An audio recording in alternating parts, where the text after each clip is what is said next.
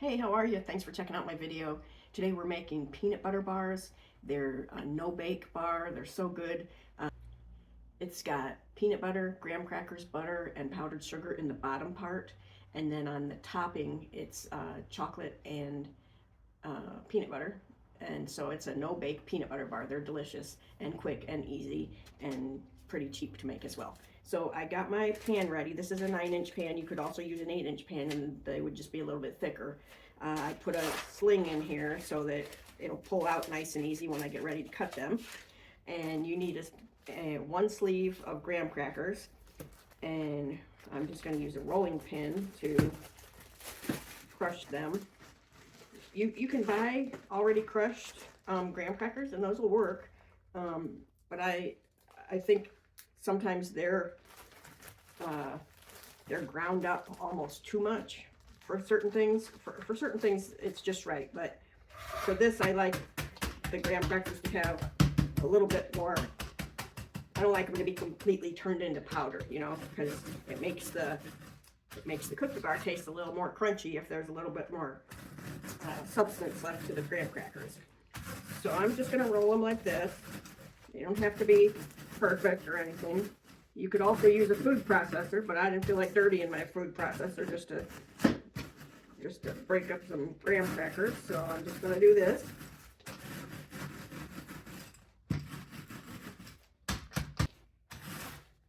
Okay, that's perfect. So you can see there's a little bit of, I don't know if you can see through this bag anymore, but there's still a little bit of, you know, pieces, not just powder. That's perfect. Okay, this is a stick of butter that I just melted in the microwave, and I'm going to add a cup of peanut butter to it.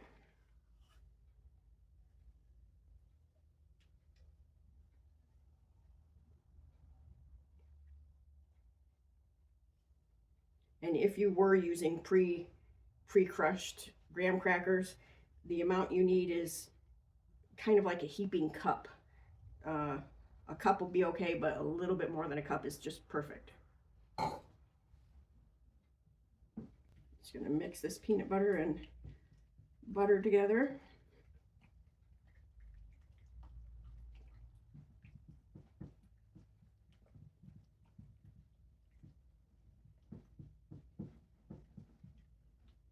And now I'm gonna put our powdered sugar in there. It's 2 cups of powdered sugar.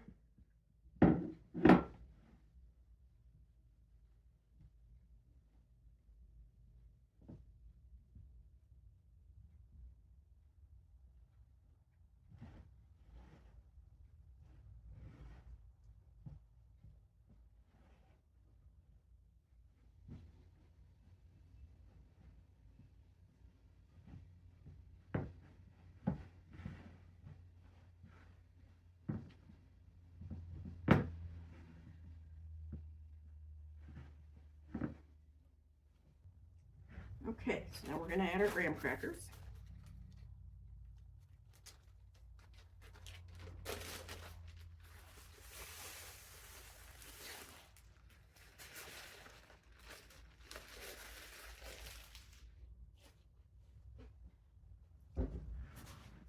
And this takes a little bit of work to get this incorporated.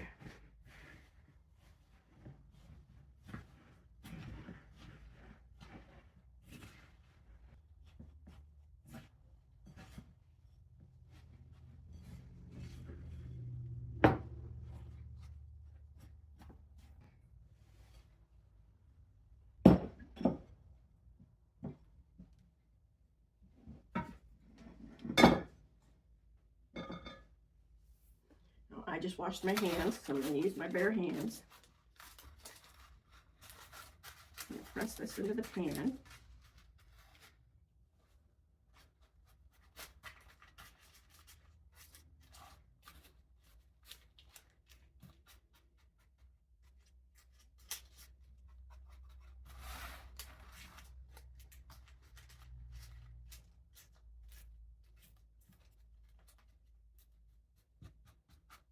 Now I'm going to use my spatula to just finish packing it down so that it's kind of tight in there.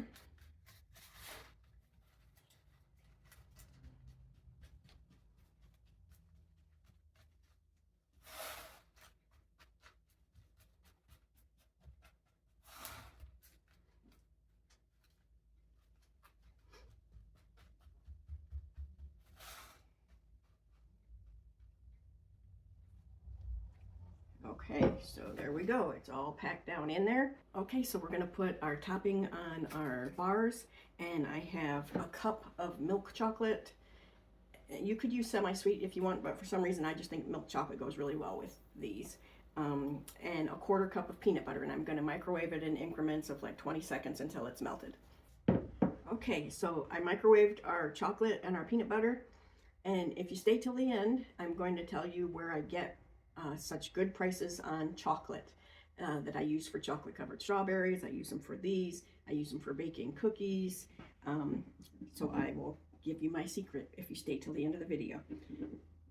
Okay, so these are ready to go. I'm just going to pour it on here and spread it out. And then we will refrigerate it, and in probably an hour or so we'll have nice fresh cookie bars. We'll have nice fresh peanut butter bars, I should say.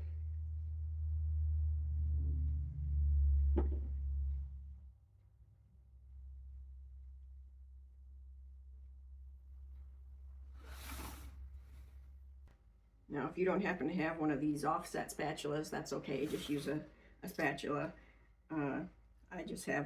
I do cake decorating, so I have all kinds of different tools that make it a little easier. But a regular plastic spatula would work too.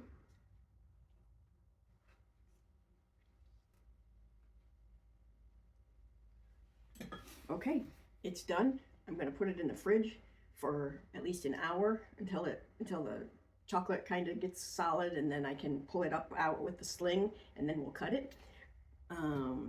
But like I said, stay tuned, and I'm going to tell you where I get my chocolate from. Okay, so I let our bars cool, or not cool, I put them in the fridge for about an hour and a half actually. It probably wouldn't have taken quite that long, but that's just how long it ended up being. So I'm going to pull them out with my sling here.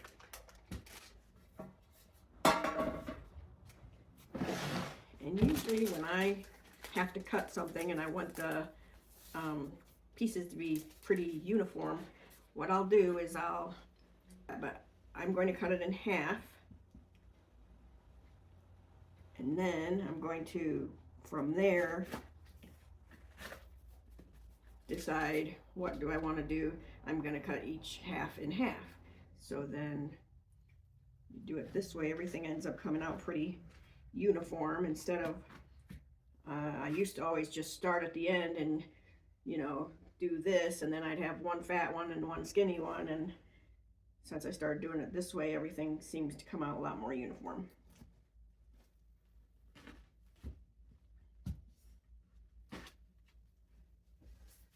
Okay, so now I'm gonna do the same thing again. I'm gonna cut this in half, and then I will cut each half in half again, and we will have 16 very uniform pieces.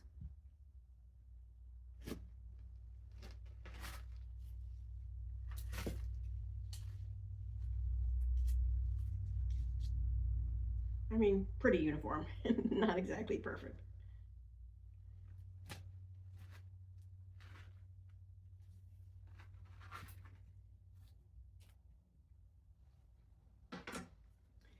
So, see if you can see those.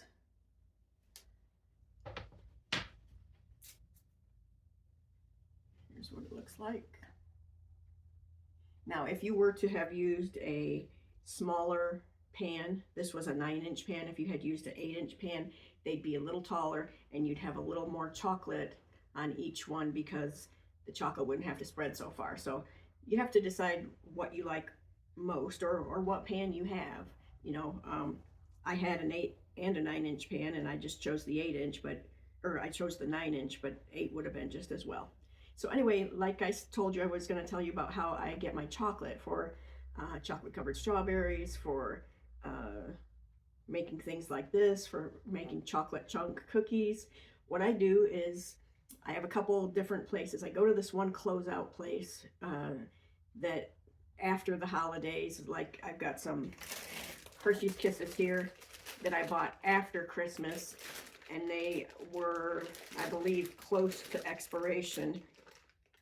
Well, yeah, they just They just expired, but they're wrapped. I've never had any problem with buying chocolate that's near expiration. It's perfect. In fact, I've been eating some today out of an open package, and they're delicious. They're perfect. And this Hershey's chocolate is really good chocolate for chocolate covered strawberries. It's good for this. If you want to make chocolate chunk cookies, all you do is, you know, the only downside is you have to unwrap them. That's kind of a hassle, but I can sit and watch TV and unwrap 3 bags of them in, you know, half an hour. So anyway, if you wanted to make chocolate chunk cookies, when you had these unwrapped, you just put them on a chopping board and just chop them into pieces, and then there you have chocolate chunks. Now, they also, a lot of places, the day after Valentine's Day, Easter, Christmas, they put their chocolate or their candy on sale for half off. So I've bought a lot of Hershey's Kisses that way, and Hershey's Kisses come in multiple flavors now, not just milk chocolate. They also have dark chocolate. So if you buy the dark chocolate, that would be more equivalent to semi-sweet chocolate. It's not as dark and bitter as like Ghirardelli dark chocolate, but the Hershey's dark chocolate would be good in chocolate chunk cookies. If you wanted dark chocolate covered strawberries, it would melt down good for that.